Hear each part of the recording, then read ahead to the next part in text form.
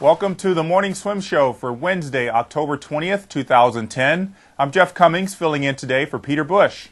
In the Fidesz Monitor today, we have Virginia Tech head coach Ned Skinner with us to talk about his season opener that had a little more significance for the Hokies. Not only did the men's and women's teams begin the season with a couple of victories, but they christened a brand new facility.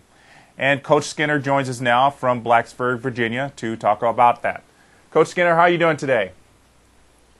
I'm doing really well. Thanks, Jeff. It's great to be on the show, and I'm a big fan. It's great for our sport. Well, thanks for that. Well, after 12 years of coaching, they finally gave you a new pool. Was this something that you had been begging the athletic department for, or was this a total surprise for you?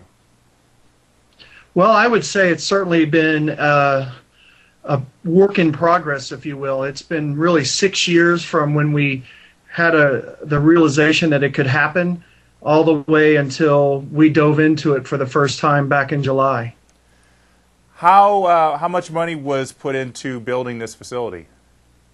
Well, the total cost of the facility was $18 million, and you know the university had built a rec pool on campus about 12 years ago, and we knew that this was really our best chance to have an elite facility. So the collaborative effort between us and the town of Christiansburg allowed it to happen when we put up $6 million as an athletic department and the town put up $12 million.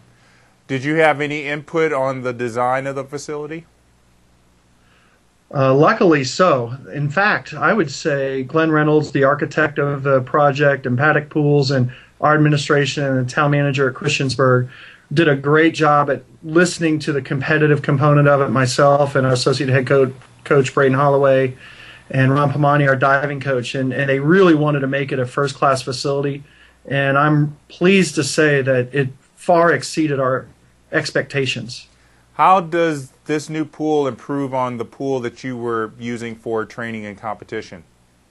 Well, like I always like to tell our team before I say anything, no disrespect to War Memorial Pool. It was a great home for us for 12 years, and I'm proud of what we accomplished at War, but we're definitely in the golden era of Virginia Tech swimming and diving. It's so fun to be in this environment.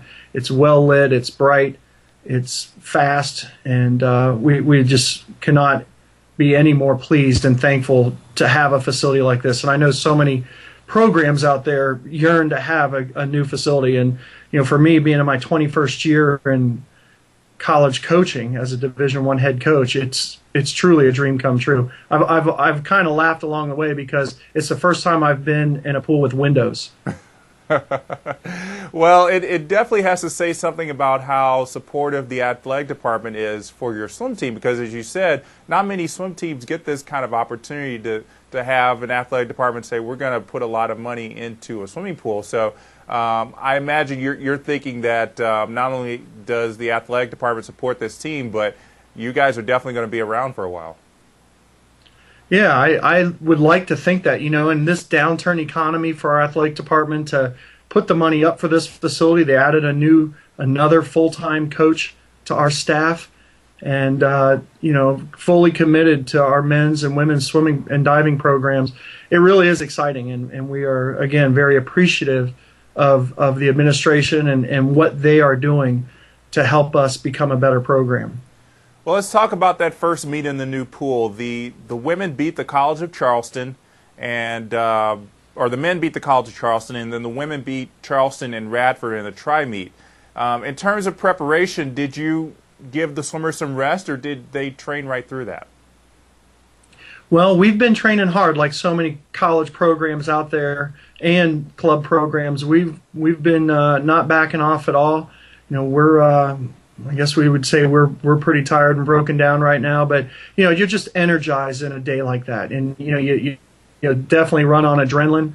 And you know, I always say race day takes care of itself, and even when you're working hard, it's easy to get up for a situation like that. So you know, even though we're really putting on our calendar the ACC championships and the NCAA championships, you know, we certainly like to get excited for dual meets and double dual meets. So it really is it was a good chance for us to get pumped up for the day. We have our hands full here with some upcoming competitions.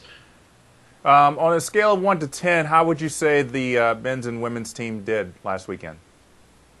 Well, I would say, the coaches always want to see the kids swim faster.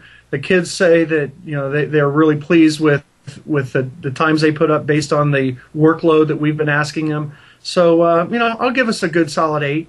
I think we had some good moments. I think we've got a lot of areas that we need to improve. But this week has been good. We're going up to Penn State this weekend, and they are a real quality program. We've got Virginia and Princeton down the road here. So, we're going to have our hands full, and we need to get better if we want to be in the mix here with these strong opponents coming up. Yeah, that's definitely a pretty tough schedule you got coming up. Leading the way on the women's side, looks like you got Erika Hagno. She's from Hungary. She swam at the World University Games, and she made the final of 400 IM last March. What is she like as a swimmer, both in and out of the pool? Well, I really get a kick out of Erika because she is such a fun student athlete to work with. She cares about getting a good degree. She makes me laugh. We try to make her laugh, and I think we do a pretty good job with that. She is a tenacious trainer, and you think of the greatest swimmers in the world have talent and a work ethic to go with it, and Erika is just that. And she's hungry. She's hungrier than ever. She's coming off a little bit of an injury over the summer, and man, she is really firing on all cylinders now. So we're really excited about her.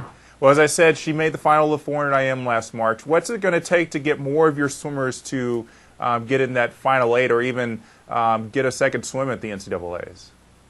Yeah, that's a great call, Jeff. And, and I think just a continued devotion to excellence. And, I really believe our program is starting to want to be a top 20 and a top 15 program in the country. Clearly, that takes a year-round commitment to swimming and diving. I will say our diving program has come so far since Ron Pamani has become our head diving coach. He's done a magnificent job. Clearly in college, swimming and diving is a huge part of what we do, and he's done a great job. And our associate head coach, Braden Holloway, continues to live the life for this program in his 7th year. So the continuity of coaching, I think, has really been a big help for us. And we're really excited about the way our student athletes are embracing this new pool. We're able to train long course for the first time weekly. We're doing it 3 sessions a week minimum, and I just think those things that we've not been able to do have really been a big shot in the arm for us. Well, you were a student athlete yourself at Louisiana State University in the late 80s. You were part of that SEC championship in 1988. Did you think then that you were going to get into coaching?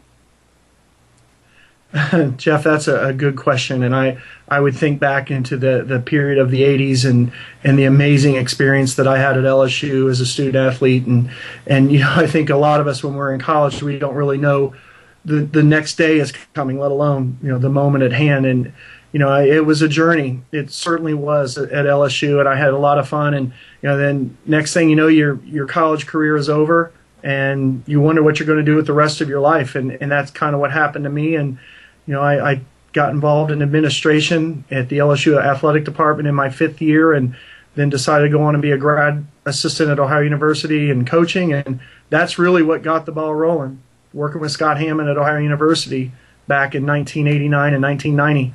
And here I am 21 years later.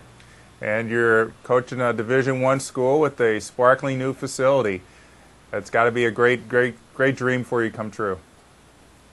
Thank you. It's been a lot of fun, and we're really pleased, and we look forward to showing it off as we're hosting the ACC championships in 2012. And I know the coaches in our conference are really excited to bring their fast programs up to see us, and we're committed to putting on a first-class event. Well, Coach, I know you got to get on the road to go visit a recruit, so we'll let you do that. Thanks for joining us today, and best of luck to you this season. Thanks, Jeff. Nice chatting with you. All right, that's Ned Skinner from Virginia Tech joining us, and that's it for the show today. I'm Jeff Cummings. Thanks for watching.